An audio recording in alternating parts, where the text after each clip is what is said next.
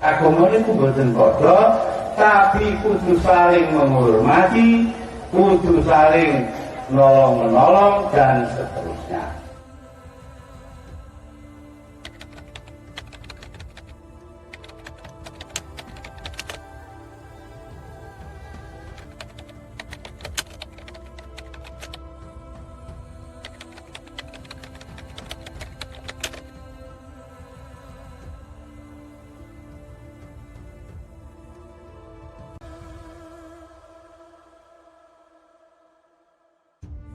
Abdurrahman Wahid atau yang akrab disapa Gus Dur memiliki nama lengkap Abdurrahman Ad-Dakhil.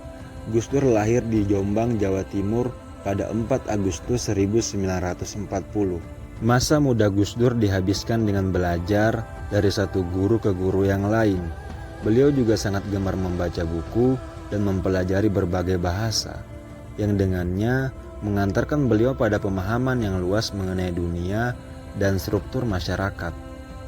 Gus Dur pernah mengenyam pendidikan di Universitas Al-Azhar Mesir, yang kemudian beliau pindah ke Universitas Baghdad di Irak. Gus Dur sebagai mantan Presiden Indonesia yang keempat telah banyak berjasa bagi Indonesia melalui salah satu perjuangannya yang mampu menyatukan berbagai golongan. Bagi Gus Dur, meski berbeda-beda, kita adalah satu, bangsa Indonesia. Di momen ini adalah bulan di mana beliau dipanggil oleh penciptanya, momen untuk mengenang beliau dan perjuangannya. Betapa luapan kerinduan yang mendalam pada sosok Gus Dur, kepulangannya begitu membekas bagi setiap orang yang pernah mengenalnya. Hampir setiap orang merasa berhutang budi pada Gus Dur, derap langkah, kiprah, kontribusinya yang begitu besar bagi agama dan bangsa.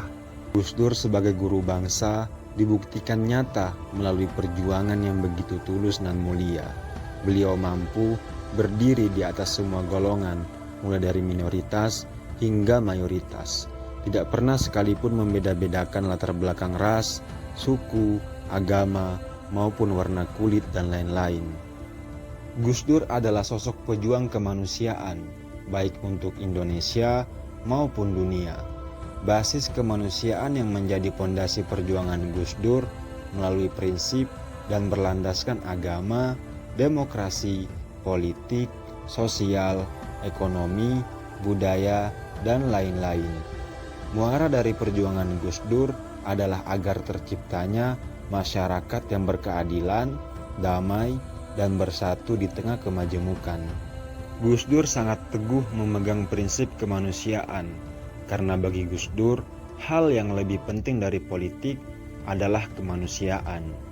Politik itu sebagai jalan untuk mewujudkan martabat kemanusiaan. Di akhir hidup beliau, Gus Dur masih memikirkan keadaan bangsa. Gus Dur sangat terbuka dan berdialog dengan siapapun. Gus Dur melihat persoalan fundamentalisme itu bukan sekedar persoalan ideologi semata, tetapi persoalan tentang pemahaman, ekonomi, dan struktur sosial. Gus Dur bukan hanya negarawan, aktivis, dan pemimpin organisasi Islam terbesar di Indonesia, Nahdlatul Ulama, tetapi beliau juga sebagai pejuang kemanusiaan. Dari perjuangan Gus Dur, kita dapat belajar bahwa sebagai umat beragama, seharusnya kita tidak melupakan orang-orang yang telah berjasa, orang-orang yang bisa kita teladani, bukan kepentingan politik, kepentingan sesaat, atau kepentingan kelompok saja yang diutamakan.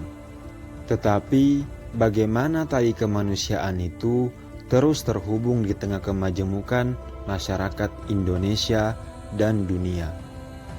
Mari meneruskan perjuangan Gus Dur.